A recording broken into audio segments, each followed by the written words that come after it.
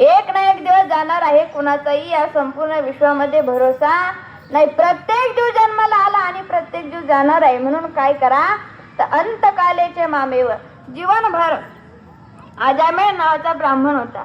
त्याने भगवंताचं नामस्मरण चिंतन केलं, पण मध्यकाळी असं काहीतरी घडलं. त्याने सर्व देवाचे फोटो जे होते ते सर्व काही नदीमध्ये नेऊन सोडले आणि भगवंताचं नामस्मरण करायचं सोडून दिलं. परंतु त्याला 10 मुलं झाली. त्याच्यातल्या शेवटच्या मुलाचं नाव त्याने नारायण असे ठेवले. नारायण ठेवले. सतत नारायण नारायण. लहान मुलगा होता, त्याची काळजी त्याला होती. ज्यावेळेस त्याचा अंत काळ जवळ आला त्यावेळेस आता नारायण सर्वात लहान होता. कुणाचा जरी विचार केला तरी सर्वात जास्त आपल्याला आपल्या लहान मुलाची काळजी जास्त असते. आता नारायण हा लहान मुलगा होता, त्याला नारायणाची काळजी वाटू लागली. ज्यावेळेस अंत काळ जवळ आला त्यावेळेस त्यांनी एवढं पाप केलं, भगवंताचे फोटो नदीमध्ये सोडले. परंतु अंतकाळाच्या वेळी फक्त आपल्या मुलाचं नाव नारायण घेतलं तर विष्णू दास त्याला नेण्याकरता आले आणि यमाचे दास देखील नेण्याकरता आले. आता विष्णुदासांनी सांगितलं, हे बघा, त्याने आमच्या भगवंताचं नाव घेतलं, त्याला आम्ही घेऊन जाणार. परंतु यमाच्या दासांनी सांगितलं, हो, ते तुमच्या भगवंताचं नाव नाही तर त्याच्या मुलाचं नाव त्याने घेतलं.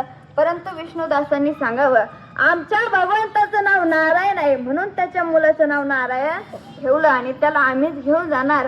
म्हणून अजामेळाने अंतकाळाच्या वेळी आपल्या मुलाचं नाव नारायण असं घेतलं आणि विष्णू दास नेण्याकरता आले.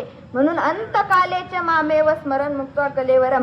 अंतकाळाच्या वेळी त्या भगवंताचं नाव घ्या, त्या भगवंताचं नामस्मरण चिंतन करा. जोपर्यंत आहे तोपर्यंत त्या भगवंताचं नामस्मरण करा, कारण प्रत्येक जीव हा जाणार आहे. या ठिकाणी कुणीही राहणार नाही, कारण नाशिवंत देह जाणार. सकळ आयुष्य खातो काळ सावधान. तो काळ आपल्यावरती तपून बसलेला आहे, तो आपली वाट बघत आहे. घडोघडी काळ वाट याची पाहे, अजून किती आहे अवकाश.